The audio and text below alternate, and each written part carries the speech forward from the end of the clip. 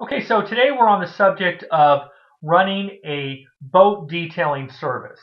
Okay, as you get more customers, you can no longer stay a one-man operation. It's just physically impossible. You can't do that much work. There isn't enough time in the day to get everything done, and you start getting so many referrals and people demanding your service, you start hiring extra workers. If you're going to make this an ongoing concern, you're going to have to develop your team. You can't work all the time, 24 hours a day. You got to sleep. You got to eat. You're going to have some de-stress time. Uh, After all, you're probably a nautical person. You probably want to get out there on the marina, jump in a sailboat with some of your friends, and go out and go sailing. I mean, really, isn't that what it's all about? If you spend all your time working, you can't enjoy your life.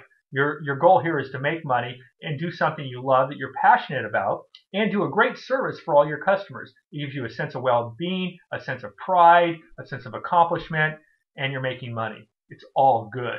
I mean, I can think of a lot of jobs that people do that they work 9 to 5 and they absolutely hate it.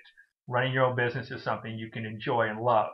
But as it gets bigger, you go from a one-man operation, a craftsman doing perfect detailing work on someone's boat, to a situation where you're running around like a chicken with your head cut off, checking on your crew over here and a crew over there and fixing their mistakes and trying to get the labor to show up on time and trying to schedule all the accounts and then get the right supplies and then run and grab some other material. And it's just, in some regards, it's controlled chaos. And hey, we're okay with that. It's kind of like a sporting event, you know. Things happen. You get a little bit behind. You got to score some more goals. That's just life. Okay, but when it comes to growing your business, you have to build your team. One of the toughest things I found in team building in a service business like this is you get a new worker, but it takes you 2 weeks uh, to get them properly trained so they gel with the rest of the crew. So they know which brushes to use and which products to use and what to do here and what to do there without having to stop and ask you and without you having to go fix what they did. Um, I mean, it's kind of stressful. It's much easier once they get the hang of it, and you can almost work without talking. You're using a buffer, and they know that you're almost to the end of the thing, and then you're going to need to move the power cord, so they go move it for you.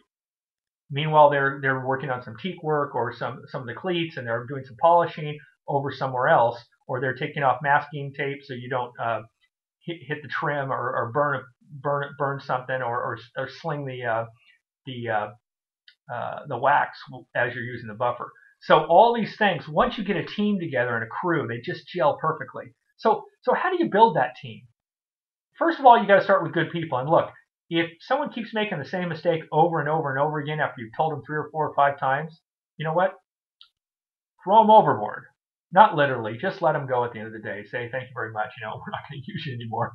Uh, you know, they're a brain dead idiot. They can still be friends and keep stay in contact and say hi, but don't hire them anymore. You just don't need people like that.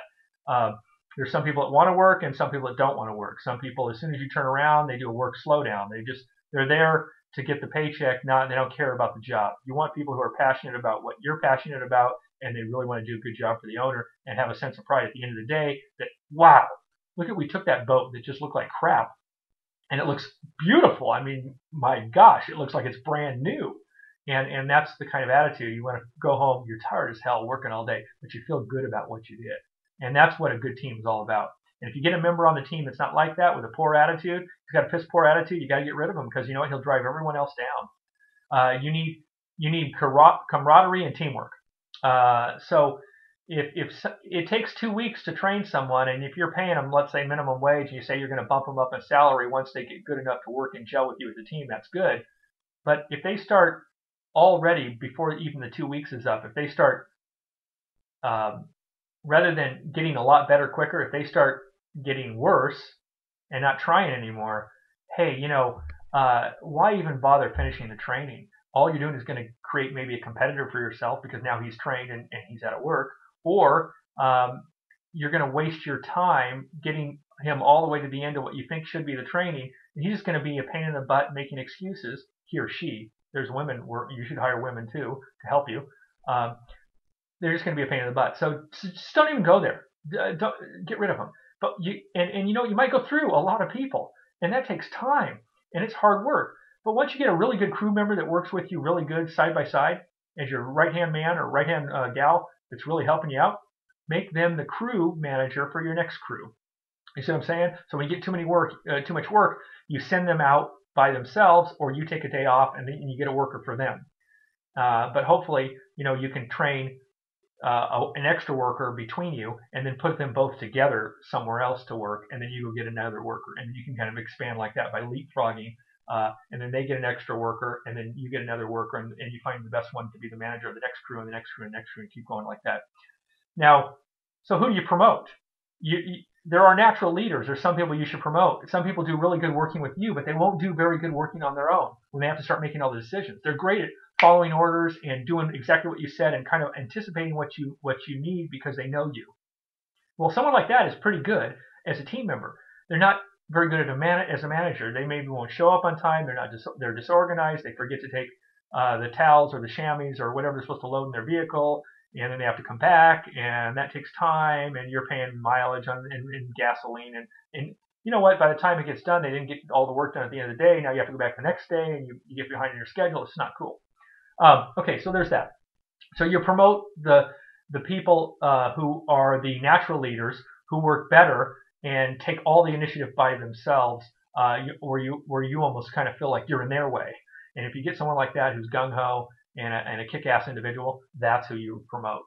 The other thing is once you get a little team together and you have multiple people working, you want to make sure everyone's working in a startup mentality. In other words, they're not afraid to work the extra hours. They don't complain when you don't get the work done in time, or that they had to go out with their girlfriend that day, or they have to get back, or they have a doctor's appointment. They always have some friggin' excuse why they can't work. You know what? There's a lot of people in this world that would just like to get free food stamps and free stuff and not work at all. You know what? They want to I hurt my back carrying frozen pizza dough. Oh, at Domino's, I carried 2 whole boxes, and now I can't work anymore. I'm on disability. I'm waiting to sue them, and my lawyer's contact. I'm going to the chiropractor every day. I have to go back to an appointment. You have to pay me cash under the table because no one can know I actually have a job. Bull.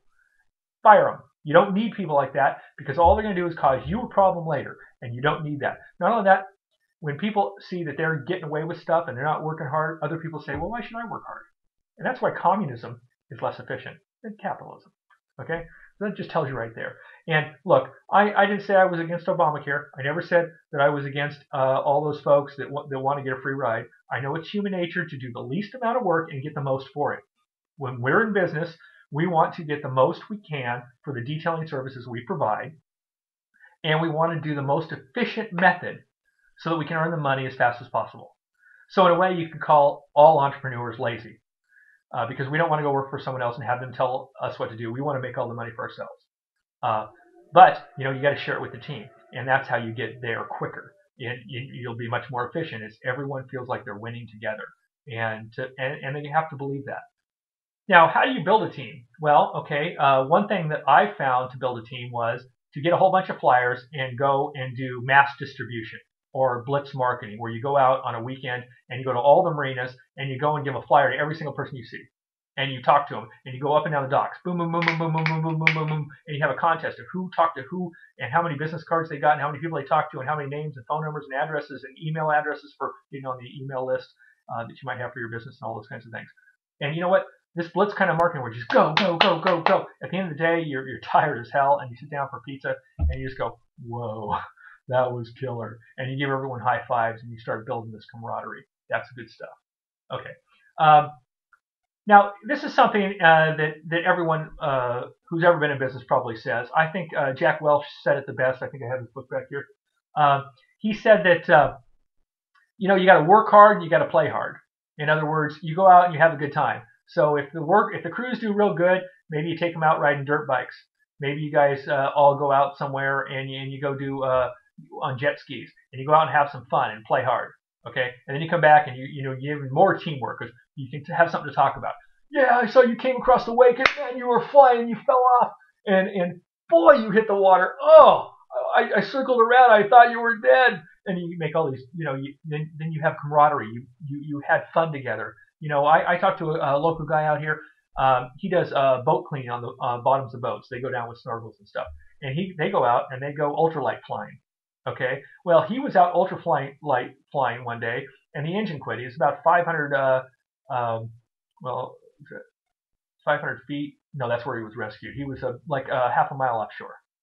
Okay, and the engine quit. Well, when an engine quits in an ultralight, you come down pretty fast, and he had barely enough time to flare and hit the water and unstrap himself. He didn't want to sink, and so he swam ashore. And so he was talking about that forever, but all the guys were out there with him, and they all saw it, and they made the news, and it was a big deal, and it was all cool and crazy event. I mean, he lived to talk about it, but it's stuff like that is memorable. It brings teams together. Adversity not only builds character, but it builds teams.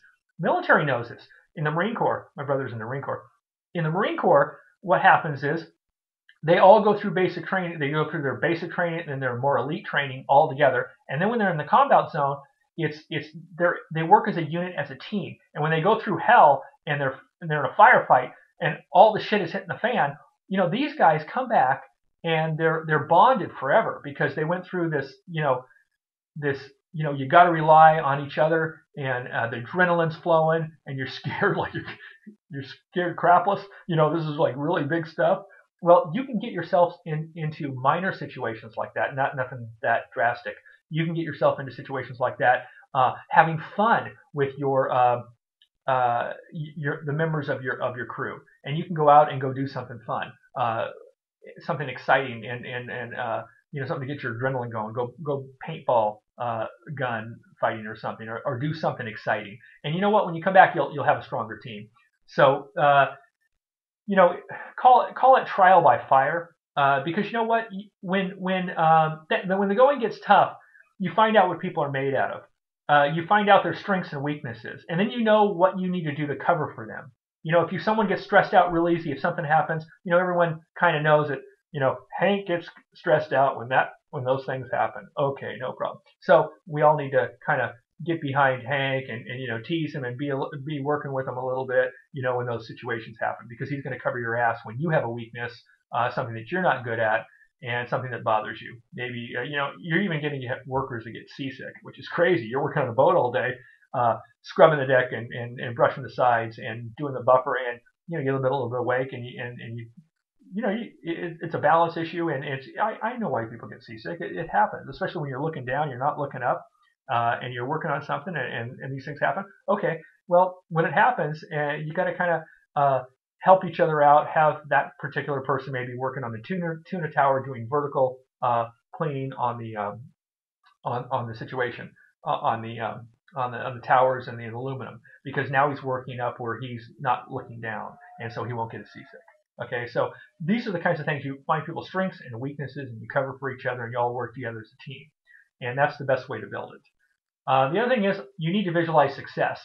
Like you need to say things like, "Boy, is the owner going to be happy when he sees what a great job you did on the cushions, and his wife really likes the inside of the interior, and you did a great job on the wood grain and all this other stuff." You visualize how great the boat is going to look in advance, and how happy the owner is going to be, and that just makes everyone feel good while you're working. So you visualize what the success is, or when we're done with this, we're all going to go out, and we're going to have, we're going to celebrate or whatever. So we're going to hang out or this or that. So you visualize all those kinds of things that you deserve because of what you're doing now. So one thing else is trust in a team. You have to trust your team no matter what.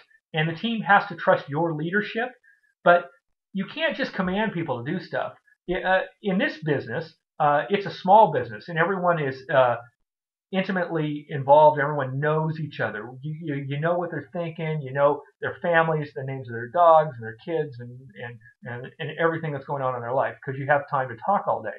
Well, because these are your friends at work, you don't necessarily have to spend all your time with them off the job, but you do need to build that kind of trust factor. They need to know that you got their back. If something's going to happen and they fall in the water, they know that you're going to throw them a life preserver right away and be right there to pull them out. I mean, I know it's a silly thing, but these things do actually happen, and sometimes the water's colder than crap, so it does matter. But everyone's got to trust everyone. No one can be paranoid. No one needs to. You don't need to do a bunch of practical jokes on people. I know a lot of union workers do this. If they work for the city or whatever, they're always playing practical jokes on each other. Might do a little bit of that, but you really need trust. That even though if you're making a little joke or like something like that, that you really care about the person, they can trust you. If shit hits the fan, you will be there no matter what because you're their friend, and you guys work together as a team, and there's trust. If not, you get a little paranoia going, or you get little cliques going, or you get little office politics going out on the boat. Hey, you know what? There's no room for that when you're building your team and your business, and you're getting extra crews going, and you're taking on more work, and you're building your business up in the boat cleaning business or doing yacht detailing. So I wanted to talk to you about team building. Team building is very important if you want your business to expand, if you want to make more money. Otherwise, you're just going to be stuck where you are. And not that might be okay. Maybe you just want to run a one man or one woman operation, have a couple of workers that you trade off every so often with different workers. And that's fine if that's what you want to do. But if you want to grow your business, you got to build a team. And to build a team, you got to build it right. And you're not going to build it right by playing games or having a little paranoia or people don't trust each other. If you're not building camaraderie and teamwork, this isn't going to work long term. If you have any comments or questions, I've written some ebooks on team building and business management and some other things. If you want, I can email those to you, or you can look my name up on Amazon Kindle. Just go to the Amazon site, click on Kindle, and then search Lance Winslow, and you'll see some of these books that I've written. I've also written a book on a boat cleaning manual and how to start a boat cleaning business. So, but if you don't have a tablet computer or you can't download this from Amazon or anything like that, email me. I'll send you free copies so that you have this stuff to think and talk about. Or you can email me. Leave any questions you have below. I will answer back because I get alerted by the YouTube. It's a really good service they have here. And then I can answer your questions. Or if you have any comments or additional ideas that I haven't talked about, I would sure like you to share those with everyone else, but also so that maybe I can do a YouTube video on those particular points. Well, maybe they're very valuable and it's something that I didn't cover. And maybe there's something that you've done and you have some case studies or some things that you've tried that work really good with this. In that case, I would sure like to hear what they are. And I think all the viewers would too as well. Okay, thank you very much for your time and have a great day and happy sailing.